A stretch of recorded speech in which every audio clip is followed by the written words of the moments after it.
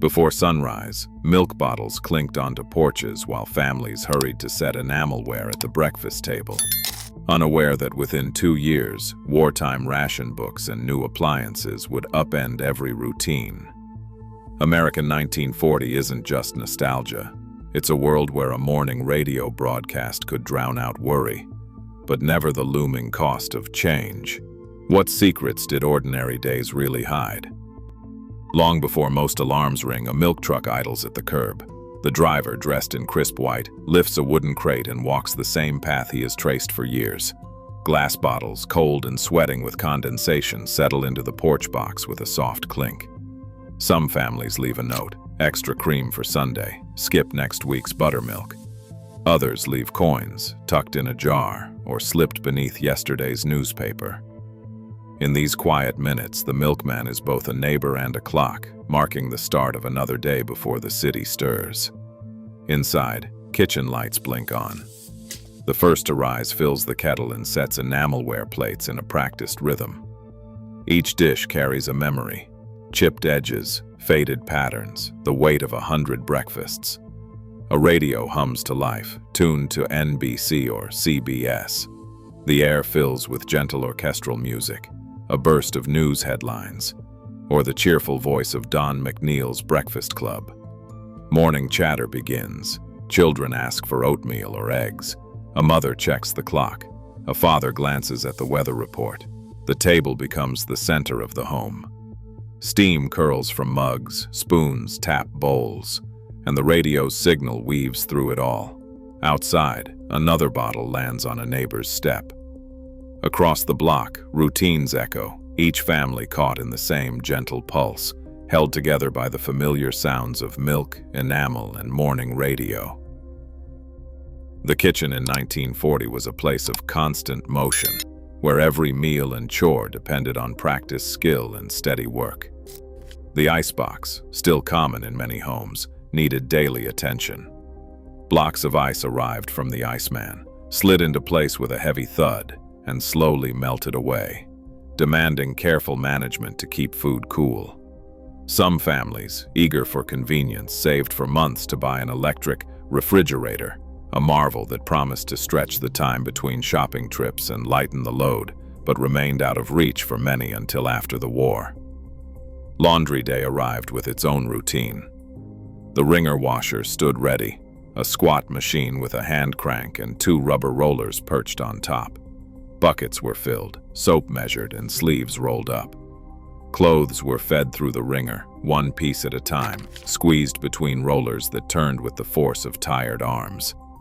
Water splashed, fabric twisted, and the repetitive work filled hours, sometimes half a day or more each week. Diaries from the era describe aching shoulders and the ever-present worry of catching a finger in the rollers. Manual tools lined the counters: hand-cranked egg beaters, wooden spoons, graters, and potato mashers. Every task required patience: a loaf of bread kneaded by hand, vegetables chopped and peeled, coffee ground with a metal crank.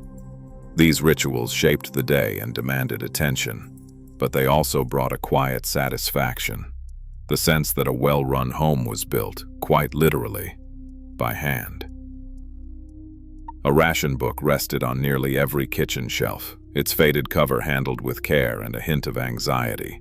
Inside, pages of color-coded stamps, red for meats and fats, blue for processed foods, set the boundaries for every shopping trip. Each family member, even children, received their own book, and each stamp had a purpose. Before heading out, a mother would count her points, consulting the newspaper for that week's fluctuating values. Bacon might cost 7 points this month, canned peaches 12. If she miscalculated, she would have to leave something behind at the counter. At the grocer's, the process was ritual. Goods were chosen, stamps surrendered along with cash, and the grocer would record the transaction in a thick ledger. OPA issued tokens, small lightweight coins in red or blue, made change when the points did not add up exactly. The rules were strict. No stamp, no sale. Signs above the shelves reminded shoppers: no butter, use margarine, no coffee today. Sugar limited to 1 pound per customer. If a ration book was lost, replacing it meant paperwork and a trip to the local board, where volunteers checked every claim, wary of fraud. Scarcity pushed some to barter with neighbors or seek out the black market. Counterfeit ration books and stolen coupons changed hands in quiet corners of the city, while newspapers reported arrests and raids. 1,500 fake books seized in New York alone in 1943. For most, though, the daily challenge was simply stretching points, trading eggs for sugar, swapping recipes, making do. Each trip to the store became a lesson in calculation, patience, and sometimes quiet worry about what might be missing from next week's table. A factory whistle cuts through the morning, sharp and insistent, calling workers from all corners of the city.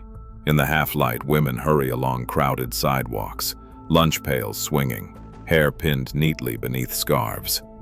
The badge clipped to a collar, or the ID card kept in a purse, is not just a pass to the assembly line. It is proof of a new kind of belonging. Wartime demand has opened the gates.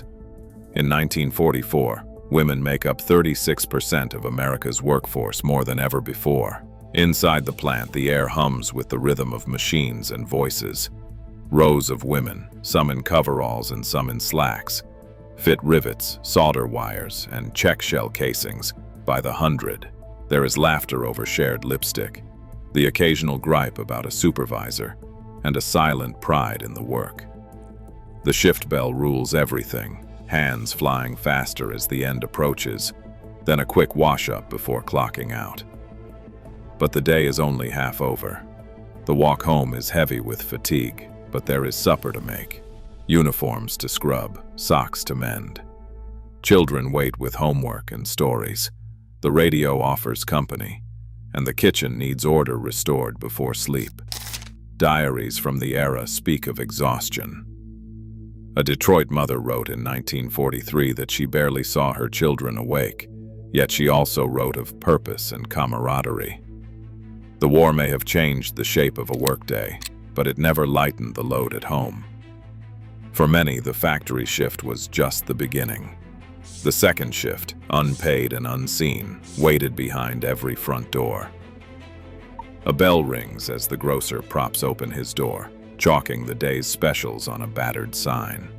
The corner shop is more than a place to buy bread or beans. It is a ledger of trust, with accounts kept in neat columns, sometimes in English, sometimes in Italian or Yiddish. Neighbors stop in for news as much as for flour, and a child's penny can still buy a handful of licorice or a single jawbreaker. Bilingual storefronts line the block, each with its own rhythm. Spanish spoken at the bakery, Polish at the butcher, English everywhere in between.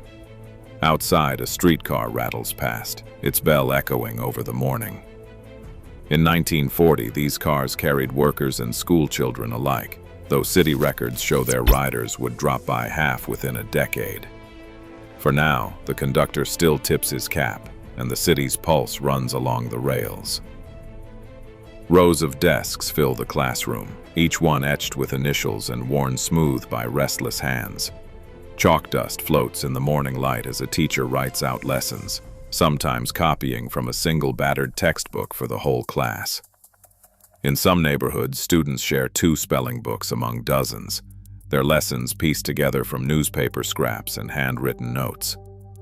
At recess, the playground becomes a world of invention. Jump ropes made from old clothesline, marbles traded for lucky buttons, dolls stitched from flour sacks. Children organize games of hopscotch, stickball, or tag, the rules shaped by what they have and what they can imagine. Beyond the swings and slides, rows of green stretch behind the school. The Victory Garden. Here, children and teachers tend beans, carrots, and tomatoes, their hands in the dirt, their eyes on the future. By 1943, these gardens supply nearly 40% of the country's fresh vegetables, each harvest a small act of hope. In these moments, scarcity turns to resourcefulness, and the ordinary becomes a triumph shared by all. Today, everyday routines shift as quickly as our technology. But the small rituals that shaped 1940s America, like milk deliveries, ration books, and shared streets, remind us that meaning often lives in the ordinary. How we honor those details now shapes what endures tomorrow. Thanks for joining us. Share your own family memories below.